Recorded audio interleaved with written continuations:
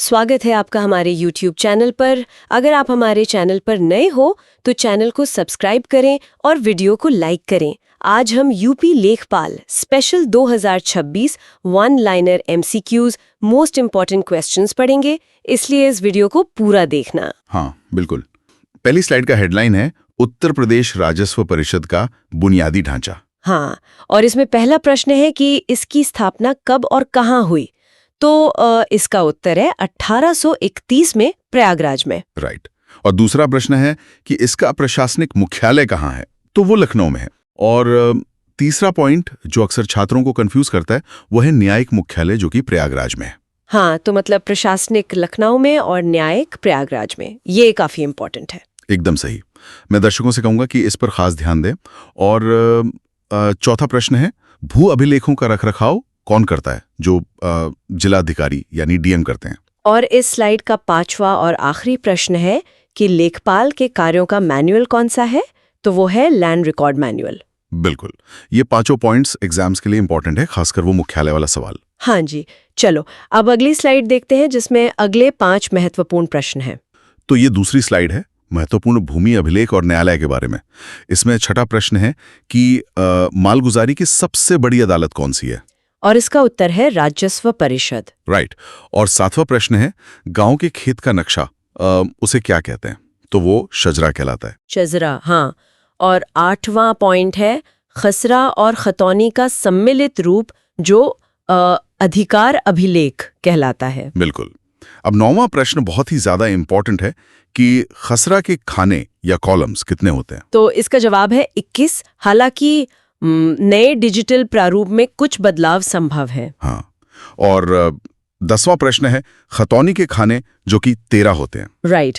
तो खसरा 21 और खतौनी 13। हाँ, मैं सभी को यही सलाह दूंगा कि खसरा के 21 और खतौनी के 13 खाने एकदम अच्छे से याद कर लें, क्योंकि ये एग्जाम्स के लिए इंपॉर्टेंट है। बिल्कुल सही कहा आपने। चलो अब अगली स्लाइड देखते हैं जिसमें अगले 5 महत्वपूर्ण प्रश्न हैं। तो ये तीसरी स्लाइड है लेखपाल पद और कृषि वर्ष पर। 11वां प्रश्न है कि पटवारी का नाम बदलकर लेखपाल कब किया गया, और इसका उत्तर है चौधरी चरण सिंह के कार्यकाल में। ये काफी रोचक ऐतिहासिक तथ्य है। वाकई। और 12वां प्रश्न है कृषि वर्ष या जिसे फसली वर्ष भी कहते हैं वो कब से कब तक होता है, तो ये 1 जुलाई से 30 जून तक होता है। राइट। और 13वां प्रश्न है कि लेखपाल की 3 पड़ताल कौन सी होती है, तो वो है खरीफ, रबी और जायद। बिल्कुल। अब 14वां प्रश्न है कि एक पक्के बीघे में कितने बिस्वा होते हैं, तो जवाब है 20 बिस्वा। और 15वां प्रश्न है 1 एकड़ में कितने पक्के भीगे होते हैं, तो वो 1.6 बीघा होता है। ये जो 14वां और 15 नंबर के प्रश्न है ना, ये भूमि मापन का एकदम आधार है। हाँ, बुनियादी चीजें हैं। राइट। और ये गणितीय प्रश्नों के लिए बहुत एग्जाम्स के लिए इंपॉर्टेंट है। एकदम सही। चलो अब अगली स्लाइड देखते हैं जिसमें अगले 5 महत्वपूर्ण प्रश्न हैं। तो अगली स्लाइड का हेडलाइन है भूमि मापन। 16वां प्रश्न 1 हेक्टेयर में कितने एकड़ होते हैं, तो इसका जवाब है 2.471 एकड़। राइट। 17वां प्रश्न 1 बिस्वा में कितने कचवांसी होते हैं, तो 20 कचवांसी होते हैं। और 18वां पॉइंट है लट्ठा की लंबाई, ये होती है 99 इंच या फिर 8 फीट 3 इंच। हाँ। और 19वां प्रश्न जरीब की लंबाई कितनी होती है, तो ये 165 फीट होती है, जिसे शाहजहानी जरीब भी कहते हैं। बिल्कुल।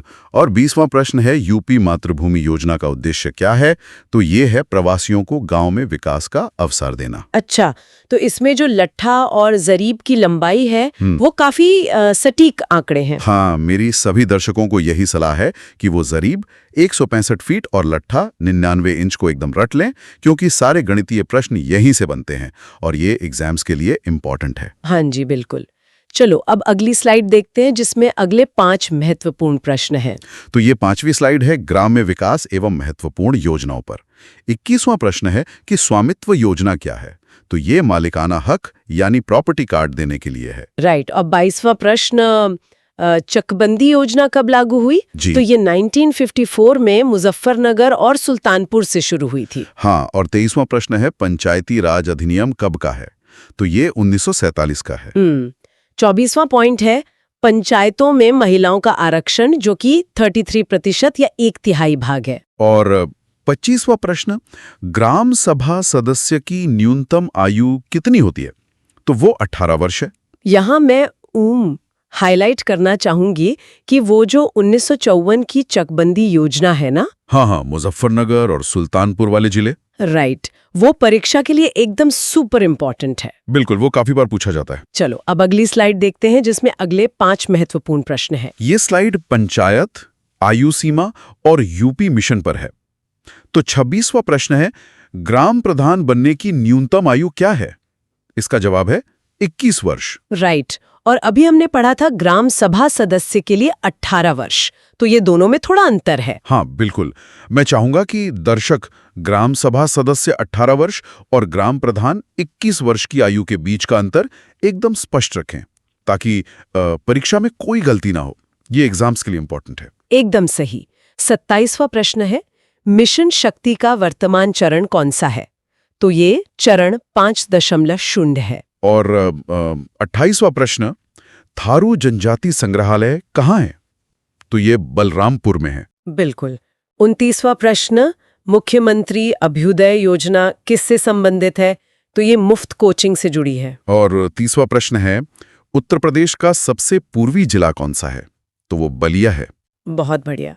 चलो अब अगली स्लाइड देखते हैं जिसमें अगले 5 महत्वपूर्ण प्रश्न हैं। तो ये स्लाइड है उत्तर प्रदेश सामान्य ज्ञान भाग 1 पर। 31वां प्रश्न, सबसे पश्चिमी जिला कौन सा है? तो वो शामली है। अभी हमने पूर्वी जिला बलिया देखा था। हाँ। और पश्चिमी शामली हो गया। हाँ, तो पूर्वी और पश्चिमी का ये जो ज्योग्राफिकल कॉन्ट्रास्ट है ना, इसे साथ में याद रखना बहुत आसान रहता है। हाँ, ये एक अच्छी ट्रिक है। 32वां प्रश्न, राज्य पशु कौन सा है? तो ये बारहसिंगा है। और 33वां प्रश्न है, राजकीय वृक्ष? तो वो अशोक है। 34वां प्रश्न, उत्तर प्रदेश की सबसे लंबी नहर कौन सी है? तो वो शारदा नहर है। और 35वां प्रश्न है, कृषि जलवायु क्षेत्र या एग्रो क्लाइमेटिक जोन्स कितने हैं? तो वो कुल 9 हैं। हाँ, 09 क्षेत्र हैं। चलो अब अगली स्लाइड देखते हैं जिसमें अगले 5 महत्वपूर्ण प्रश्न हैं। तो ये है यूपी जीके भाग 2। 36वां प्रश्न, एकमात्र परमाणु विद्युत केंद्र कहाँ है? तो ये नरौरा में है, जो बुलंदशहर में पड़ता है। राइट। 37वां प्रश्न है कि सर्वाधिक वर्षा कहाँ होती है? तो ये गोरखपुर में होती है। और 38वां प्रश्न, न्यूनतम वर्षा कहाँ होती है? तो वो मथुरा में होती है। तो मतलब सर्वाधिक गोरखपुर और न्यूनतम मथुरा। हाँ, मैं दर्शकों से कहूंगा कि गोरखपुर और मथुरा को आमने सामने रखकर याद करें, क्योंकि ये अक्सर पूछा जाता है और एग्जाम्स के लिए इंपॉर्टेंट है। बिल्कुल। 39वां प्रश्न है, यूपी को स्पर्श करने वाले राज्य कितने हैं? तो ये 9 है, मतलब 8 राज्य और 1 केंद्र शासित प्रदेश। और 40वां प्रश्न है, गोविंद बल्लभ पंत सागर झील कहाँ है? तो ये सोनभद्र में है। एकदम सही। चलो अब अगली स्लाइड देखते हैं जिसमें अगले 5 महत्वपूर्ण प्रश्न हैं। तो ये 9वीं स्लाइड है प्रमुख जिले और औद्योगिक विकास पर। 41वां प्रश्न, पीतल नगरी किसे कहते हैं? तो जवाब है मुरादाबाद। और 42वां प्रश्न, चमड़ा उद्योग के लिए कौन से जिले मशहूर हैं? तो वो कानपुर और आगरा है। राइट।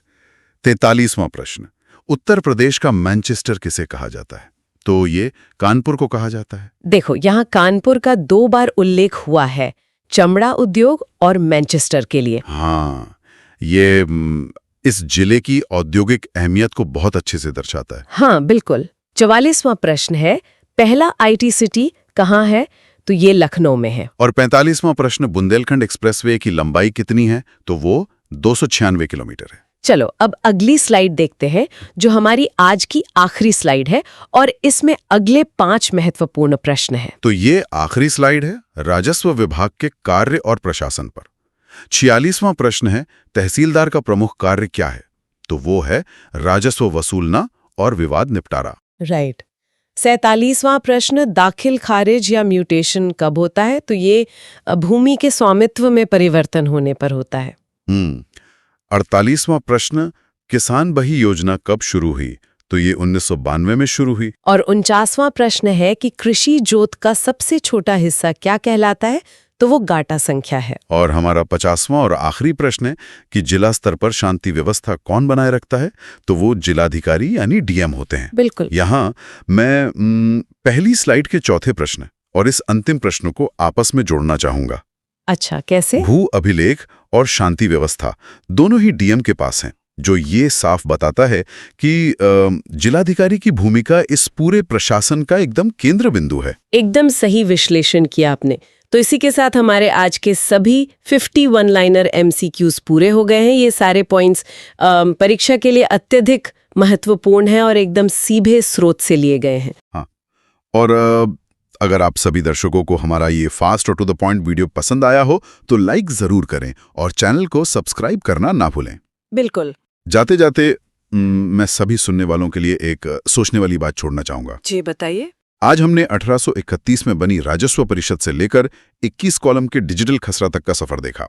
सोचने वाली बात यह है कि कैसे एक सदी से भी पुरानी ब्रिटिशकालीन मापन प्रणाली जैसे कि जरीब वो आज भी हमारे आधुनिक प्रशासन का हिस्सा बनी हुई है। हाँ, ये तो है। क्या भविष्य में ये पूरी तरह से सैटेलाइट मैपिंग से बदल जाएगी?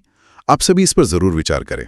हाँ, ये सच में एक बहुत ही दिलचस्प सवाल है जिस पर हम सबको सोचना चाहिए। तो चलिए इसी विचार के साथ हम आज की इस क्लास को यहीं खत्म करते हैं। आप सभी का जुड़ने के लिए बहुत बहुत धन्यवाद।